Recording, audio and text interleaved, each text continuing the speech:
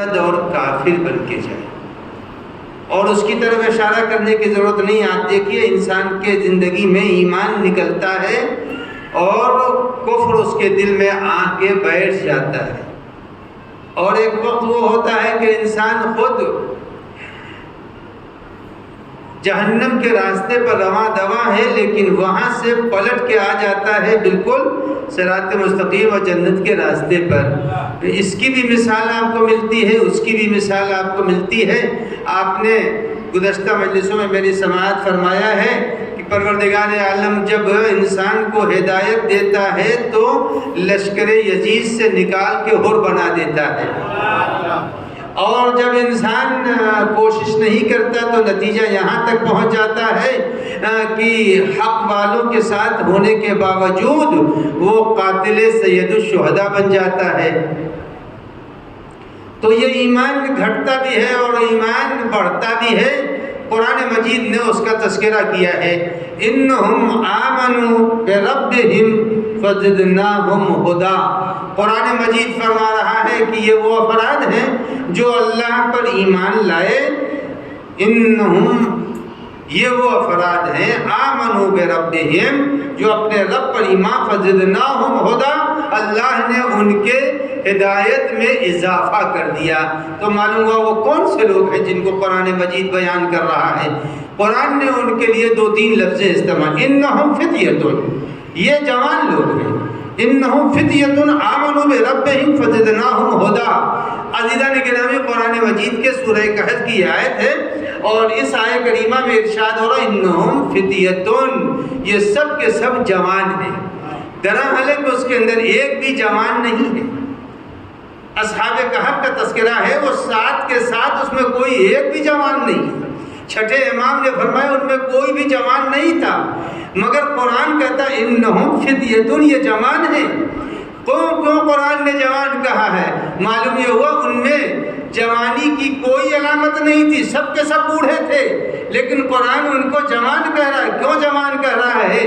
جو ماحول کے خلاف جنگ کر رہا ہو، ماحول میں بت پرستی پائی جا رہی تھی، اس بت پرستی سے اپنے کو جو نکال لے، بوڑھا بھی ہوگا تو جوان کہا جائے گا۔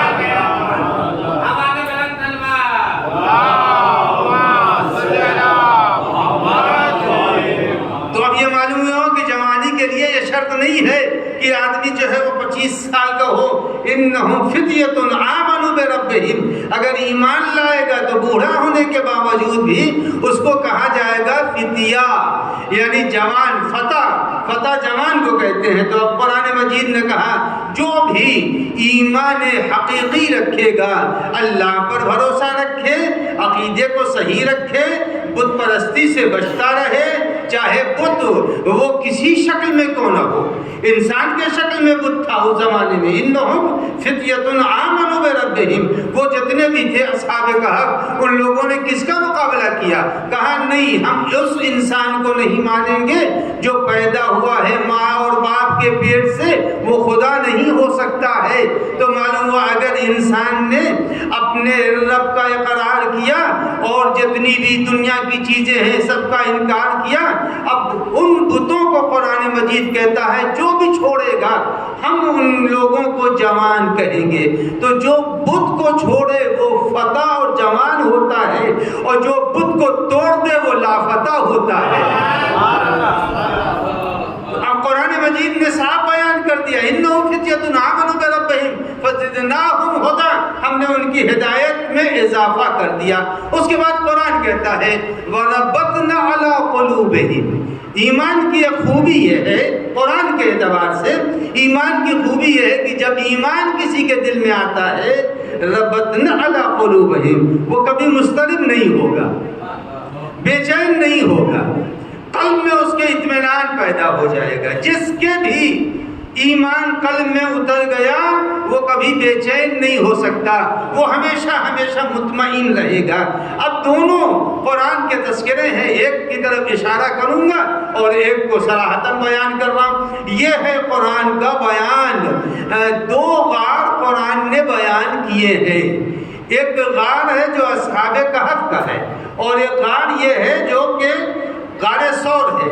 دو غار کا تذکرہ قرآن مجید بیان کر رہا ہے. اصحاب کہف کا تذکرہ کیا تو کہا ربطنا علی قلوبہم، ہم نے ان کے دلوں کو مطمئن کر دیا، بے قراری ختم ہو گئی.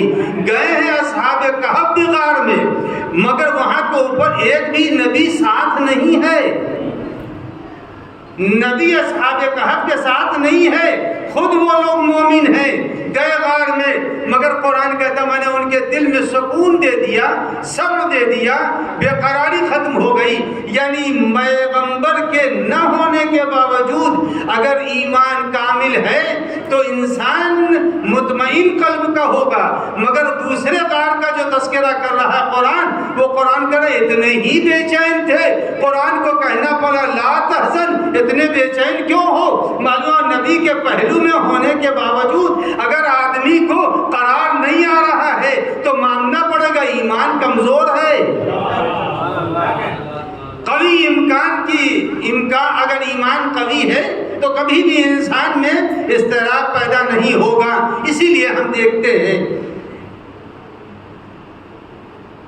روز عاشور کے لیے ملتا ہے کہ روز عاشور اصحاب امام حسین بہت ہی زیادہ مطمئن تھے. کیوں مطمئن تھے؟ اس لیے کہ دلوں میں ایمان کامل اتر چکا تھا. جب ایمان کامل ہوتا ہے تو انسان مضطرب و بے چین نہیں ہوتا. اب ایمان کی علامتیں بیان کی گئی ہیں. ایمان کی 3 علامت ہے جس کی طرف میں اشارہ کر رہا ہوں. وہ 3 علامتیں ہیں کیا؟ پہلی علامت یہ ہے الانابۃ الی دار الخلود.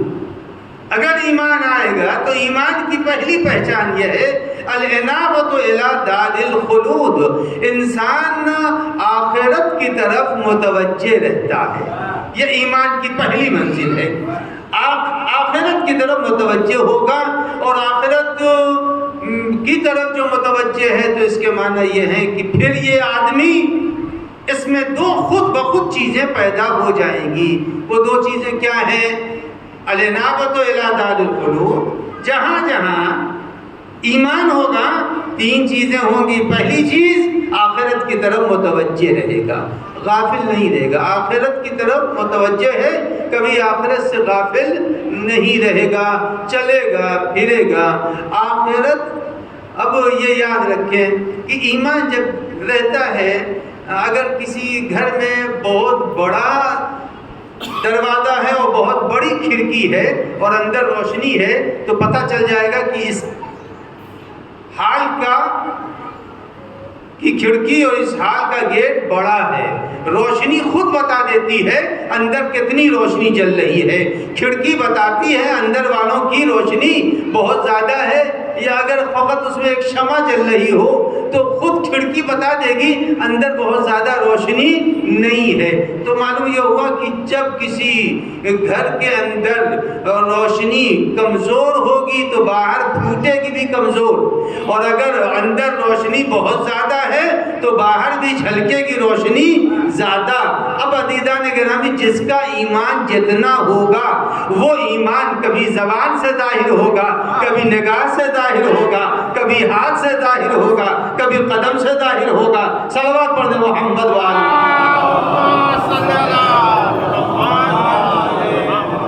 تو یہ بات طے ہے کہ جب انسان کے اندر ایمان ہوگا تو ظاہر بھی ایمان، زبان اب اس کی طرف بیان دے گی تو زبان سے کبھی جھوٹ نہیں نکلے گا. الانابۃ الی دار الخلود. ہمیشہ وہ آخرت مد نظر رکھتے ہوئے زبان صحیح رہے گی، ہاتھ ظلم نہیں کرے گا. خیالات بھی یاد رکھیں، خیالات بھی آدمی کے لیے گناہ کا سبب بنتے ہیں. اگر خیال غلط ہے تو اس کے معنی یہ ہے کہ کوئی نہ کوئی جسم پر اثر پڑے گا. یہ نہیں، میں اس وقت اپنے نوجوانوں سے مخاطب ہوں کہ اگر خیال غلط ہے تو جسم پر اس کا اثر پڑے گا. یہ ناممکن ہے نہ پڑے. امام جعفر صادق علیہ السلام نے فرمایا، اور پوچھا کس نے امام سے؟ امام سے پوچھ رہا ہے ایک نوجوان. امام کی خدمت میں پہنچا، شادی نہیں ہوئی تھی اس جوان کی شادی نہیں ہوئی تھی. اس نے امام سے پوچھا کہ مولا میں گناہ نہیں کرتا، لیکن رات کی تنہائی میں خیال گناہ آتا ہے. گناہ تو نہیں کرتا، برائی نہیں کرتا، لیکن رات کے اندھیرے میں جب بستر پر لیٹتا ہوں تو خیالات آتے رہتے ہیں. تو مولا ہمارے اوپر کوئی شرعی طور سے گناہ تو نہیں ہو رہا ہے؟ سوال اس کا ہے، جواب امام کا ہے. جب امام نے جواب دیا تو امام نے فرمایا، یہ ہاں نہیں میں جواب دے سکتے تھے کہ نہیں تم پر کوئی گناہ نہیں ہے، مگر امام نے جواب ہاں نہیں میں نہیں دیا، بلکہ امام نے مثال دی. اور مثال میں امام نے کہا بہت خوبصورت گھر ہے، بہت اس کے اندر لائٹنگ ہے، اس کے اندر دیواریں چمک رہی ہیں، چھت کے اوپر بہت اچھا پینٹ لگا دیا، اور روزانہ اگر اس میں دھواں کرو گے تو دیوار جلے گی نہیں مگر کالی تو ہو جائے گی. دیوار جلے گی نہیں، گھر گرے گا نہیں مگر کالا تو ہو جائے گا. اب امام نے بتا دیا کہ اگر انسان گناہ نہ بھی کرے مگر تصور گناہ سے اس کے قلب کی نورانیت اندھیری ہونے لگتی ہے. تو اب جہاں جہاں ایمان ہوگا، ایمان کے لیے ایک حصہ یہ بھی ہے کہ آدمی گناہ کا تصور نہ کرے. بہت ایک خدا رسیدہ تھے، درزی تھے، خیاط کہی جاتا ہے، رجب خیاط، ایران میں تھے. اور یہ نہیں سمجھیے کہ اگر مولوی ہو گیا تبھی اس کے پاس دین آئے گا. نہیں، مولوی ہونا شرط نہیں ہے، مومن ہونا شرط ہے. مومن اگر ہے تو ایمان اس کا ہو سکتا ہے. اب میں آپ کے سامنے اس رجب خیاط جو درزی تھے ان کا ایک واقعہ آپ کی خدمت میں عرض کر دوں کہ مومن ہونا بہت ضروری ہے. ایمان اگر آ گیا، یہ اتنے ہی پاکیزہ نفس تھے، اتنے ہی پاکیزہ نفس تھے کہ ان کی ملاقات امام زمان سے ہوا کرتی تھی.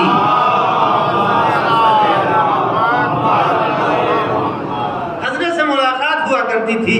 جب حضرت سے ملاقات ہوتی تھی تو لوگوں میں یہ بات مشہور ہو گئی تھی کہ ان کی ملاقات ہوتی ہے. میں ان کا ذکر بھی کر دوں اور یہ بھی بتا دوں جو ابھی میں نے بات کہی ہے کہ ضروری نہیں ہے کہ آدمی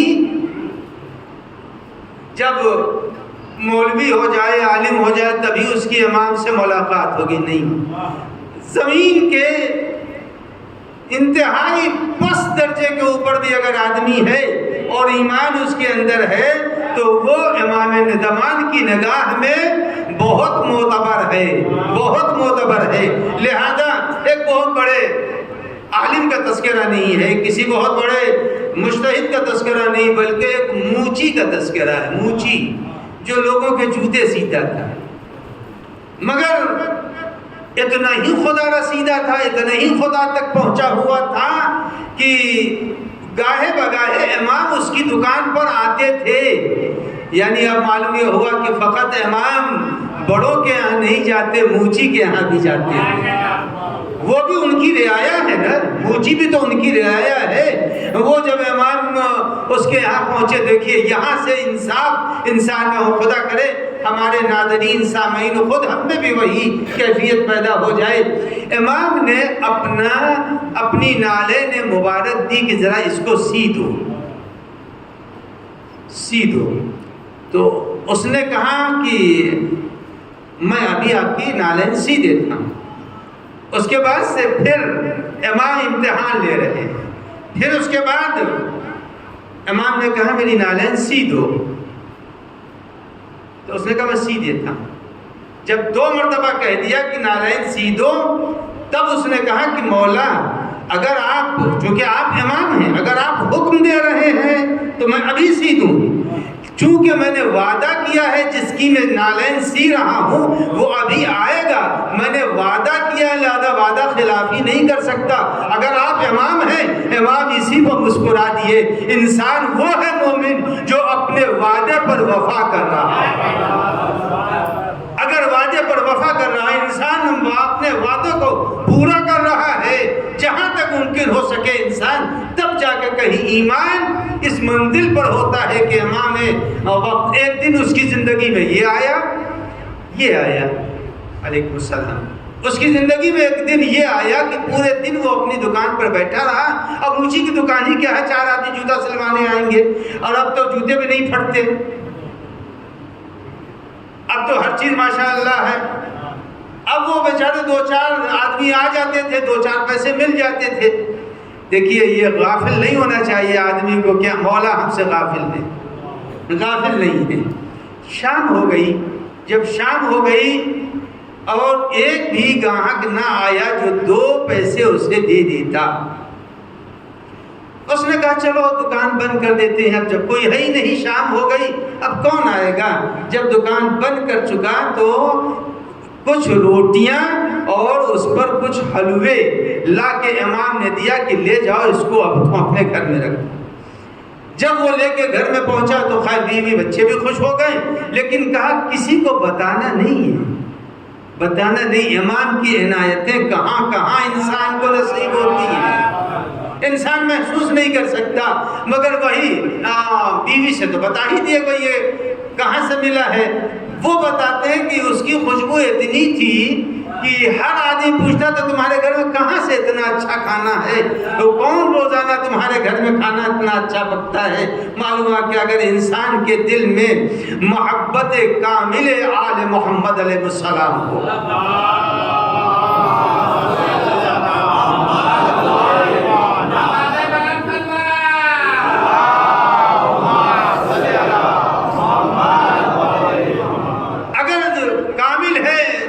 چھوڑیں گے نہیں, کبھی نہیں چھوڑیں گے. آپ نے ہزاروں مرتبہ سنا ہے کہ چاہے کچھ بھی ہو جائے, ماں کے دل میں محبت جو 1% ہے اور امام کے دل میں محبت 290% ہے. اب آپ بتائیں 290% ہے اور ماں کے دل میں 1% محبت ہے. جب 1% محبت ہے, میں نے تو سنا, آپ نے بھی سنا, سب لوگ جانتے رہتے ہیں اکثر و بیشتر زلزلے وغیرہ میں اگر کوئی گھر گر جاتا ہے, ایک ماں کے لیے مشہور ہے کہ وہ پھنسی رہی کئی روز تک, لیکن وہ اپنے بچے کو خود اپنا دودھ پلا رہی تھی, اور جب وہاں سے مایوس ہو گئی, اپنے دانتوں سے انگلی کو کاٹا ہے اور بچے کو اب اپنی انگلی چسا رہی تھی, تھوڑا تھوڑا خون جا رہا تھا. معلوم 1% اگر محبت آ جائے تو ماں اپنے بچے کو اپنے سے جدا نہیں کرتی, اور جس کو پروردگار عالم نے سینکڑوں محبت دی ہے وہ اپنے چاہنے والوں کو چھوڑے گا تو کیسے چھوڑے گا, نہیں چھوڑ سکتا ہے. تو ہم اہل بیت کے ماننے والے ہیں تو بھروسہ رکھنا چاہیے کبھی بھی ہم کو چھوڑیں گے نہیں. تو میں سنا رہا تھا رجب خیاط وہ تھے جو تھے درزی, لیکن ایمان کامل تھا اور زبان سچ بولتی تھی, نگاہیں سچ کے اوپر جمی رہتی تھی, ہاتھ سے ظلم نہیں ہوتا تھا. کٹے ہوئے کپڑے صاحب مال کو واپس ہے. یہاں پر دنیا میں آج کل کیا ہو رہا ہے بتائیں گے, 3.5 میٹر, ضرورت ہے 2 میٹر کی. اب وہ اپنے مصرف میں لائیں گے. تو جب تک انسان کے ذہن و دل و دماغ میں دیانت نہیں ہوگی اس وقت تک ایمان بھی کامل نہیں ہوگا. اب ایک دن رجب خیاط جا رہے تھے, جب جا رہے تھے ذہن میں جو میں نے بات کہی کہ انسان اگر غلط سوچتا ہے تو اس کا بھی اثر ہوگا. جب اس کا بھی اثر ہوگا, عزیزان گرامی قرآن مجید نے بہت کہا ہے, صاف کہا ہے, سوچو تو خدا کے لیے سوچو, سوچو تو آیات پر سوچو. اور جب انسان, ڈاکٹر صاحب بیٹھے ہیں آپ لوگ پوچھ لیجئے گا کہ آج کی سائنس بھی یہ کہہ رہی ہے کہ بہت زیادہ نگیٹو سوچنے والے بیمار پڑ جاتے ہیں. ہے نہیں ہے, یعنی غلط سوچ انسان کو بیمار ڈالتی ہے اور صحیح سوچ انسان کو صحت مند رکھتی ہے.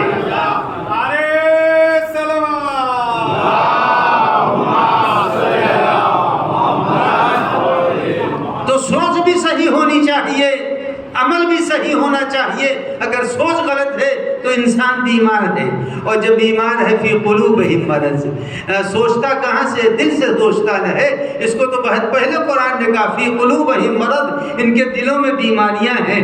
جو دل کا بیمار ہوگا تو پورا جسم ہی بیمار ہو جائے گا. تو اب رجب کو خیاط بیان کرتے ہیں کہ میں چلا، جب چل رہا تھا تو راستے میں کچھ خیال، انسان ہے تو وہ بہت مقدس، لیکن کچھ خیال آ گیا۔ جب خیال آیا، خیال سے فوراً اپنے کو الگ کر لیا اور الگ کیا، تھوڑی دور جا گئے ہی تھے کہ اتنے میں ایک گزرتے ہوئے گھوڑے نے لتی ماری۔ لتی لگی نہیں انہیں، گھوڑے نے ایک پیر مار دیا مگر چوٹیں نہیں آئی انہیں۔ تو انہوں نے کہا کیا وجہ ہے، کیوں اس گھوڑے نے، میں نے کوئی ایسا کام تو نہیں کیا، اس گھوڑے نے ہم کو کیوں لتی ماری؟ اور یہ سوچ کے وہ آگے بڑھے، جو آگے بڑھے تو ایک آواز ان کو ملی، یعنی جو صاحبان ایمان ہوتے ہیں ان کا مرتبہ اتنا ہوتا ہے، آواز غیبی بھی آیا کرتی ہے۔ ایک آواز غیبی آئی کہ تم نے جو ابھی گناہ کا ارادہ کیا تھا یہ اس کی وجہ ہے۔ تو انہوں نے برجستہ جواب دیا، میں نے کوئی گناہ کیا تو نہیں، میں نے سوچا ہی تو تھا۔ تو جواب فوراً ملا، تو گھوڑے نے لتی ماری نہیں ہے، فقط پیر ہی تو اٹھایا ہے۔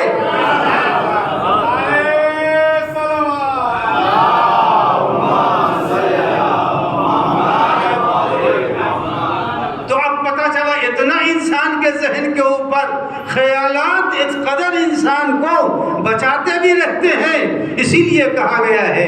اب یہی سے ایک جملہ کہہ دوں جو معصوم نے فرمایا کہ اگر تم نے نیکی کا ارادہ کیا ہے تو اگر تم نے نیکی کا ارادہ کیا تو تم کو ایک نیکی کا ثواب اللہ دے ہی دے گا، لیکن اگر نیکی کر گئے تھے تو کرنے کے بعد تم کو ایک کا ثواب نہیں 10 کا ثواب ملے گا۔ تو اب یہاں سے آپ ربط ملاتے جائیں کہ آدمی کے سوچ لینے سے بھی، اچھی باتوں کے سوچنے سے بھی انسان صحت مند ذہن رکھتا ہے، اور ساتھ ہی ساتھ اگر اچھی چیزیں سوچ رہا ہے، اگر کسی سے انتقام سوچ رہا ہے کہ ہم کو فلاں سے بدلہ لینا ہے، تو اب بتائیے بدلہ لینا ہے کیوں نہیں آدمی جیسے بیمار اپنے کو طبیب کے حوالے، ڈاکٹر کے حوالے کر دیتا ہے، مطمئن ہو جاتا ہے۔ اگر کسی کے گھر میں ڈاکٹر ہے اور اس کے گھر میں کوئی بیمار پڑ گیا، یا دوست اور احباب میں کوئی ڈاکٹر ہے، تو ہر آدمی مطمئن ہو جاتا ہے کہ ڈاکٹر اپنا ہے، کوئی بات نہیں بھائی، جو ہوگا صحیح مشورہ دے گا۔ یعنی اگر ڈاکٹر اپنا ہے، اگر پرنسپل اپنا ہے، تو آدمی اپنے بچے کے مستقبل سے مطمئن ہو جاتا ہے۔ اگر ڈاکٹر اپنا ہے تو آدمی اپنے مریض سے مطمئن ہو جاتا ہے۔ جب یہاں تک ہمارا ذہن عادی ہے تو کیوں نہیں اپنے رب کے حوالے کر دیتے، تاکہ رب کے حوالے کرنے کے بعد اب انتقام بھی وہی لے گا، ثواب بھی وہی دے گا، سزا بھی وہی کرے گا۔ تو ہر انسان کو چاہیے اپنے کو، اب جو امام رضا علیہ السلام نے فرمایا ہے،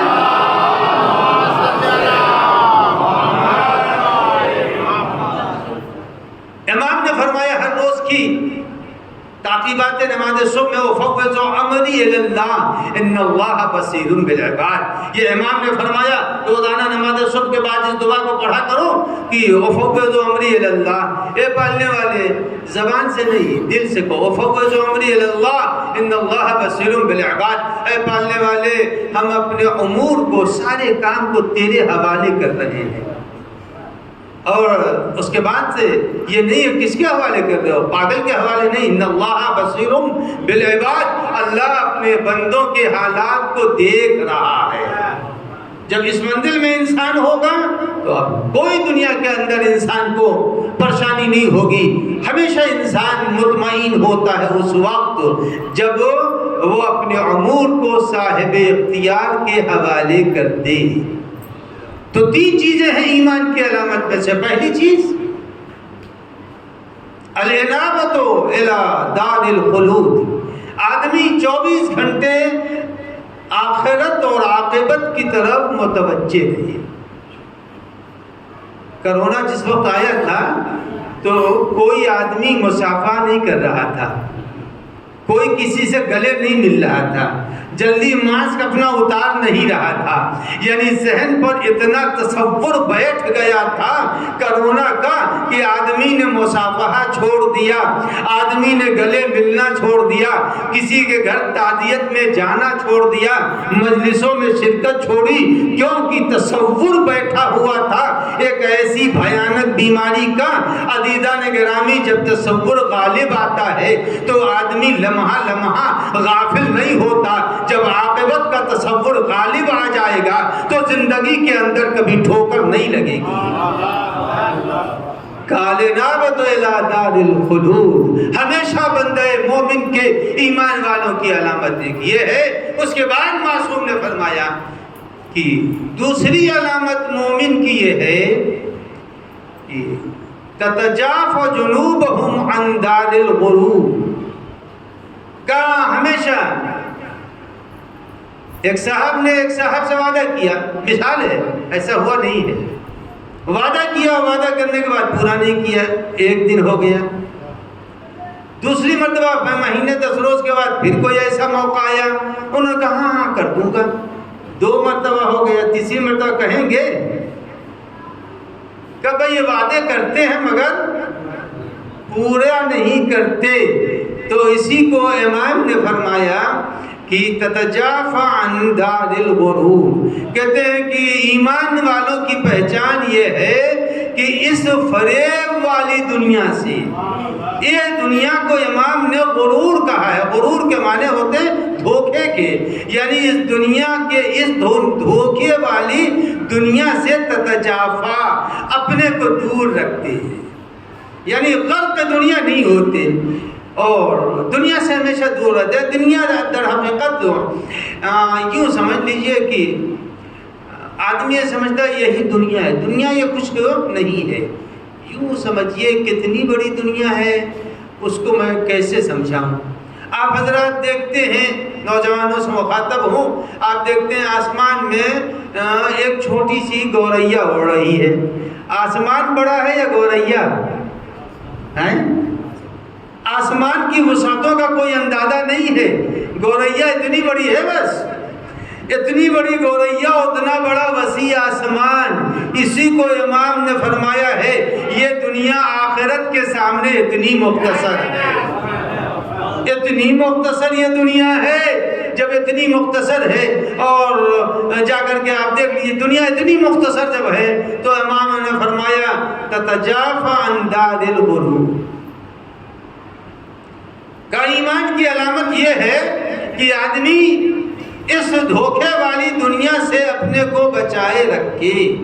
مگر یہ بات بھی ذہنوں میں نوجوانوں کے رہے، یہ دنیا بری نہیں ہے، یہ دنیا بری نہیں ہے، برے انسان ہوتے ہیں، دنیا بری نہیں ہے۔ باپ نے بیگ کا انتظام کیا، کتابوں کا انتظام کیا، فیس کا انتظام کیا، ایڈمیشن کرا دیا، اب اسکول اچھا ہے، بہت نامور اور نامی گرامی اسکول ہے، لڑکے کو ساری سہولتیں تو دے دی نا، ساری سہولتیں دے دی، اب لڑکا نہ پڑھے تو قصور کس کا ہے؟ لڑکے کا قصور ہے یا مدرسے کا قصور ہے؟ لڑکے کا قصور ہے، اس نے نہیں پڑھا۔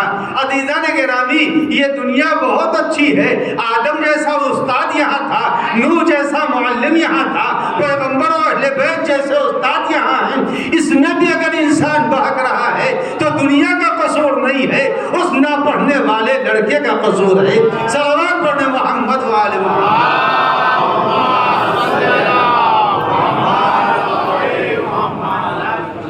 تو یہ دنیا کا قصور نہیں ہے، دنیا تو ہے، اور سبھی جتنے یہاں بیٹھے ہیں سبھی نے یہ حرکتیں کی ہے، میں نے بھی کی ہے، یہ نہیں کہ میں نے نہیں کی ہے۔ بچپنے میں کاغذ لیا، پنسل لیا اور وہ کلر وغیرہ لیا اور ایک تصویر اس پہ بنا دی اور بنا دی۔ اب وہی تصویر جو بنی ہوئی ہے اس وقت دیکھیں گے تو پھینک دیں گے، ہٹاؤ یہ کہاں کوڑا رکھا ہے، ہٹاؤ۔ یعنی معلوم ہے جو ناقص کوئی چیز کو بناتا ہے تو پڑھنے کے بعد پھینک دیتا ہے۔ خدا علیم بھی ہے، حکیم بھی ہے، قدیر بھی ہے، تو اس کی بنائی ہوئی چیز کبھی بھی برباد نہیں ہو سکتی ہے۔ صلوات پڑھیں محمد وآلہ۔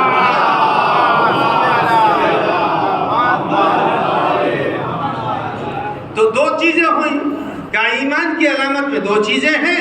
تیسری چیز والاستعداد قبل حلول الموت. والاستعداد قبل حلول الموت کہتے ہیں کہ مومن کی پہچان یہ ہے کہ زندگی کے خاتمے سے پہلے اپنے سفر کی تیاری کرے. یہ ہے کہ انسان کے کمال کہ انسان وقت سے پہلے اپنے کو تیار رکھے. دیکھیے چونکہ آپ سب کو معلوم ہے لہذا کر دوں مجھے نکلنا ہے، لہذا مسکین صاحب کی طرف سے یہ سارا اہتمام انتظام انہوں نے کر دیا اور ہینڈ بیگ بھی گاڑی میں رکھا ہوا ہے. تو معلوم ہوا جو شخص بھی سفر کرتا ہے وقت سے پہلے آمادہ ہو جاتا ہے. جب آمادہ ہے تبھی اس کو سفر میں کوئی چیز چھوٹنے کا خوف نہیں ہوگا. جو بندہ مومن ایمان کامل رکھتا ہے وہ نظر رکھتا ہے نمازیں کتنی چھوٹ گئی ہیں، روزے کتنے چھوٹ گئے ہیں، حق مومن چھوٹا ہے یا نہیں چھوٹا ہے، سب کو پہلے ادا کرتا جائے. اور بہت بڑی بات نہیں ہے، بس ایک دن بیٹھے، ایک وقت میں بیٹھے اور بیٹھنے کے بعد جن جن کی غیبتیں کی ہیں ان کے لیے زیارت سید الشہداء پڑھتے. کتنا آسان ہے.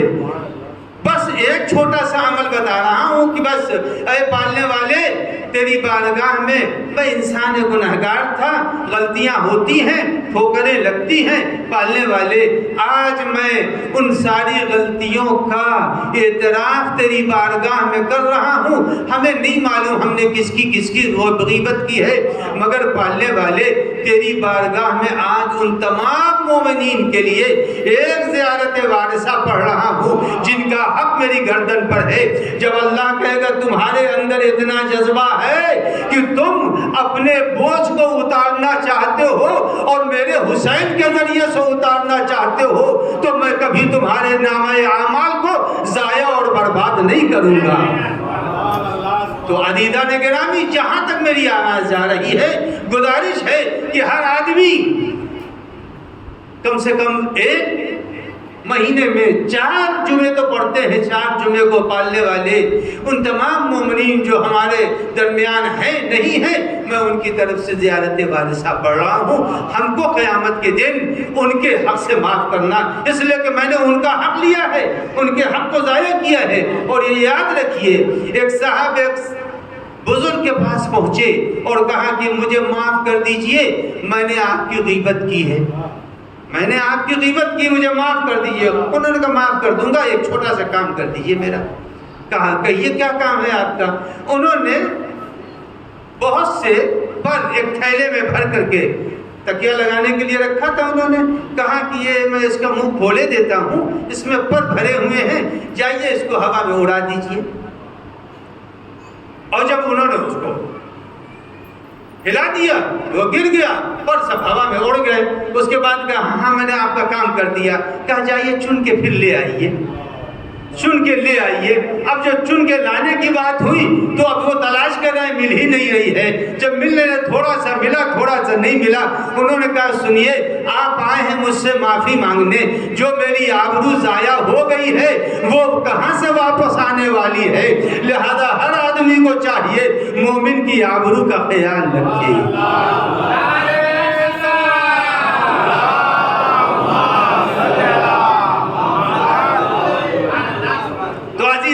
یاد رکھے مومن کا احترام ہے. قلب المومن عرش الرحمن. مومن کے دل کی عظمت اتنی ہے کہ اللہ نے پیغمبر نے فرمایا کہ جیسے اللہ کا عرش ہے اتنا قلب مومن ہے. قلب مومن کا احترام اور جتنے بھی ہیں کہ ٹھیک ہے جو ہوگا دنیا کے اندر تو ایک دوسرے سے کبھی اختلاف، یعنی اختلاف دیکھیے ہونا چاہیے. اختلاف کو دشمنی نہیں سمجھنا چاہیے. اختلاف اور ہے قرآن مجید کا اختلاف اللیل والنہار. دن آ رہا ہے رات جا رہی ہے، رات آ رہی ہے دن جا رہا ہے. اختلاف کے معنی معنی ہوتے ہیں آنے جانے کے، اختلاف کے معنی دشمنی کے نہیں ہوتے۔ لہذا اگر اختلاف ہے، نظریات ہیں۔ میں نے قم میں ایک مرتبہ جب جنگ میں وہاں طالب علم تھا، طالب علم تو اب بھی ہوں، جب وہاں طالب علم تھا تو ایک مرتبہ شہیدوں کے جنازے آئے، 90 جنازے ساتھ لگے تھے جس کے پر نماز ہو رہی تھی، مگر کوئی جنازہ ہل نہیں رہا تھا۔ جنازے سب معلوم یہ ہوا جو مردہ ہوتے ہیں ان میں کہیں سے حرکت نہیں ہوگی، حرکت زندہ میں ہوتی ہے۔ تو جب زندہ ہے تو انسان میں اختلاف بھی ہوگا، اونٹو بھی ہوگی، انسان کے نظریات ٹکرائیں گے بھی، مگر ٹکرانے کے معنی دشمنی نہیں ہے۔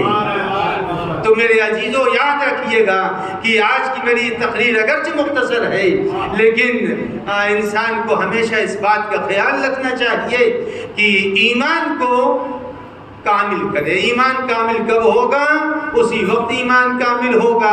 آج دنیا کہتی ہے کہ تم لوگ ہر وقت علی علی کرتے ہو۔ نہیں بھائی، علی علی نہیں کرتے، ہم کو ان سے فائدہ پہنچتا ہے لہذا پکارتا ہوں، آپ کو نہیں پہنچتا آپ نہیں پکارتے۔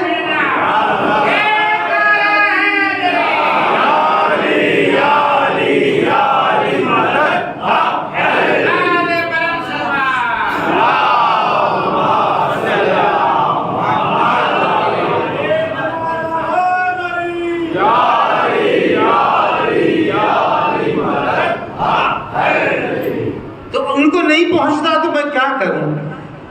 اب وہ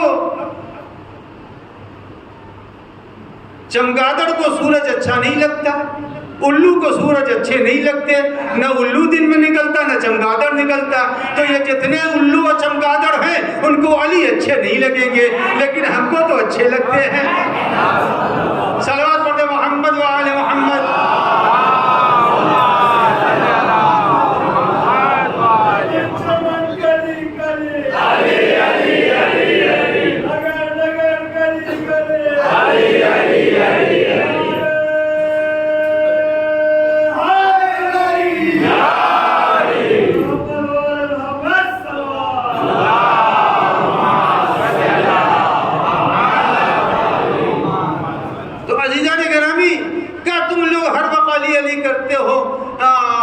ہم کو ہٹ ٹھوکر میں وہ بچا لیتے ہیں، کہیں کیسے ہو سکتا ہے کہ بچا لیں؟ تم نے کہا سمجھا دیتا ہوں کیسے بچا لیتے ہیں، دیکھتا ہوں آپ سب دیکھتے رہتے ہیں، ہر گھر میں ہو سکتا ہو، ممکن ہے کہیں کے اوپر نہ بھی ہو، معلوم آپ بیٹھے ہوئے صوفے کے اوپر، دیوار میں ٹی وی لگا ہوا ہے اور یہاں پر چھوٹا سا ایک آپ کے پاس ریموٹ ہے، اور اس ریموٹ سے آپ نے جتنا چاہا چینل بدل لیا، بیٹھے ہوئے اتنے فاصلے پر چینل بدل رہے ہیں۔ یہ بتائیے آپ کا بنایا ہوا سسٹم چینل کو بدل سکتا ہے، خدا کا بنایا ہوا علی ٹھوکروں سے ہم کو نہیں بچا سکتا؟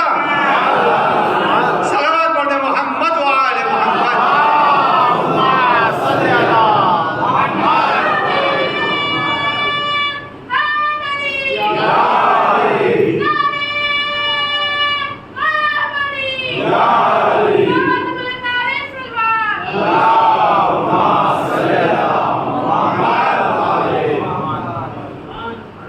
ایک اور بہتر صلوات۔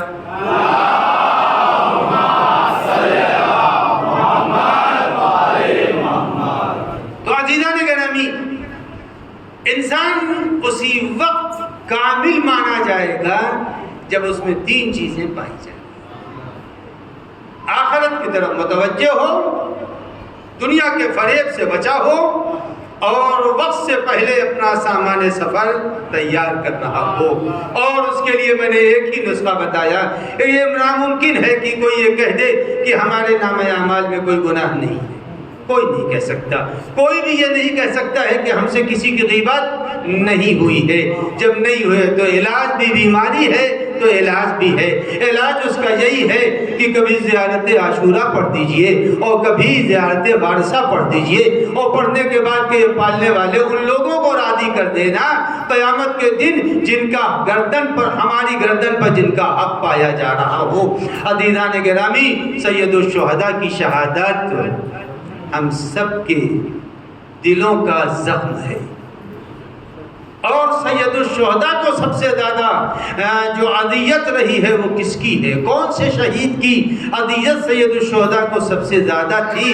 آپ سب جانتے ہیں، علی اکبر کی شہادت ہے، امام کی آنکھوں کی روشنی چلی گئی، علمدار کی شہادت ہے، کمر جھک گئی، قاسم کی شہادت ہے، امام حسین فریاد کر رہے تھے، لیکن جتنی بھی شہادتیں ہیں ان ساری شہادتوں میں سب سے بڑی شہادت کس کی ہے؟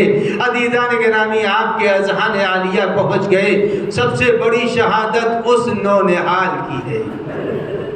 علی اکبر کو رخصت کیا تو اس یقین کے ساتھ رخصت کیا تھا کہ یہ میرا لال شہید ہوگا، علمدار کو رخصت کیا تو اس یقین کے ساتھ کیا تھا کہ یہ میرا بھائی اب مجھ سے بچھڑ جائے گا، قاسم کو رخصت کیا تو اس خیال سے رخصت کیا یہ بھائی کی نشانی مٹ جائے گی، اون و محمد کو رخصت کیا تو اس خیال سے کیا تھا یہ میرا اون و محمد میرے بھانجے اب خون میں غلطہ ہو کر کے نظر آئیں گے، لیکن عزیزان گرامی حسین نے ایک ننھے سے جب علی اصغر کو لیا تو شہادت کے لیے نہیں لیا، رباب سے کہا تھا یہ رباب علی اصغر کو دے دو تاکہ میں پانی پلا کے لاؤں۔ جب علی اصغر کو پانی پلانے کے لیے مانگا ہے تو ماں نے علی اصغر کو اسی امید پر دیا کہ بابا کے حوالے کر رہا ہوں علی اصغر کو، باپ کے حوالے کر رہا ہوں بیٹے کو، اور باپ پانی پلا کے لائے گا۔ امام میدان کربلا میں پہنچے، روئیں گے آپ، امام میدان کربلا میں پہنچے اور آنے کے بعد امام نے فرمایا اسے پانی پلا دو، اس کی ماں کا دودھ خشک ہو گیا ہے۔ اللہ اکبر، یہ میں پڑھتا رہتا ہوں کہ کربلا میں 7ویں سے پانی بند تھا، میں پڑھتا ہوں آپ سنتے ہیں، لیکن حقیقت میں عزیزوں کربلا میں 7ویں سے علی اصغر کا پانی بند تھا، لیکن جب گھر کے اندر سامان کم ہوتا ہے تو بڑے بچوں کو پہلے کھلانے اور پلانے لگتے ہیں۔ عزیزان گرامی، جب چھاگلوں کا پانی کم ہو رہا تھا تو زینب نے پانی پینا چھوڑ دیا تھا، امام حسین نے پانی پینا چھوڑ دیا تھا، علمدار نے پانی پینا چھوڑ دیا تھا، اس لیے کہ کمسن بچوں کو پانی ملتا رہے۔ عزیزان گرامی، ساتھ سے علی اصغر پیاسا تھا، ہائے حسین کی پیاس کا کیا عالم رہا ہوگا۔ اللہ اکبر، جس وقت جناب سید الشہداء علی اصغر کو میدان کربلا میں لے کے آئے ہیں، آنے کے بعد کہا اس کی ماں کا دودھ خشک ہو گیا ہے، پانی پلا دو، کوئی اثر نہ ہوا تو امام نے علی اصغر کو زمین کربلا پر لٹا دیا اور کہا اگر تم کو یہ یقین ہے میں اس کے بہانے پانی پیوں گا۔ جلتی ہوئی زمین پر رباب کے ننھے سے لال کو سلا دیا، اور جب بھی کوئی آگے نہ بڑھا تو امام نے فوراً اٹھایا اور اٹھا کے گود میں لیا، اور امام فرماتے ہیں اے میرے لال، اے میرے لال، تم بھی تو حجت خدا کے فرزند ہو، اپنی پیاس کو آشکار کر دو۔ عزیزان گرامی، علی اصغر سے جیسے ہی یہ کہا، ایک ننھی سی زبان، ارے ہونٹوں پر ننھی سی زبان ہونٹوں پر پھیلا دی، جیسے ہی زبان ہونٹوں پر پھیرائی ہے، ارے ایسا دنیا ظلم تلا تم مچ گیا، ارے حاکم کی آواز بلند ہوئی، سردار فوج کی آواز بلند ہوئی، اقتا کلام الحسین، حسین کے کلام کو قطع کر دو۔ عزیزان گرامی، تیرے سے شعبہ چلا ہے اور علی اصغر کے گلے میں لگا، جیسے ہی آفن قلب السبی علی ید الامام، ارے بچے کے گلے پر تیر کا لگنا تھا، امام کے ہاتھ پر بچہ منقلب ہوا، ارے خون کو چلو میں لیا، آسمان کی طرف پھینکنا چاہا، ارے فریاد کی نہ پھینکیے گا ورنہ پانی نہیں برسے گا، زمین کی طرف پھینکنا چاہا، زمین نے فریاد کی نہ پھینکیے گا، مظلوم کا خون ہے۔ عزیزان گرامی، چہرے پر لگا تو لیا امام، لیکن اب جو خیمے پر آئے ہیں اتنا بے چین ہو گئے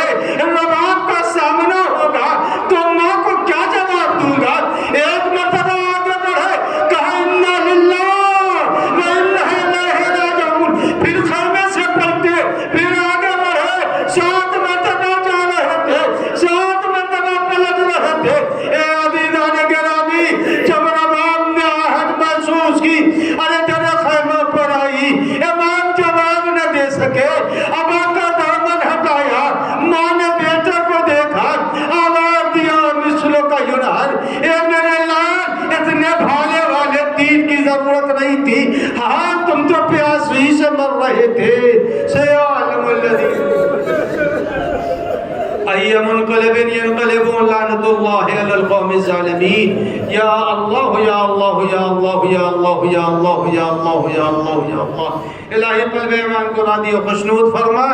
پالنے والے واسطہ ہے حق محمد و آل محمد. جو زائرین و ان سارے زائرین کو عافیت و سلامتی عنایت فرما.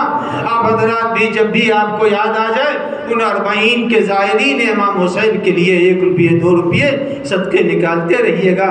اور آپ سب سے گزارش ہے کہ جو بیمار جہاں کہیں بھی دنیا میں ہوں بالخصوص محمد رضا لیاقت حسین نقوی ان افراد کو شفاء کامل کے لیے اور مومنین اور حاضرین و ناظرین جو بھی مضطرب پریشان ہیں سب کی پریشانیوں کو برطرف کرنے کے لیے 5 مرتبہ اما یجیب کی تلاوت فرما دیں.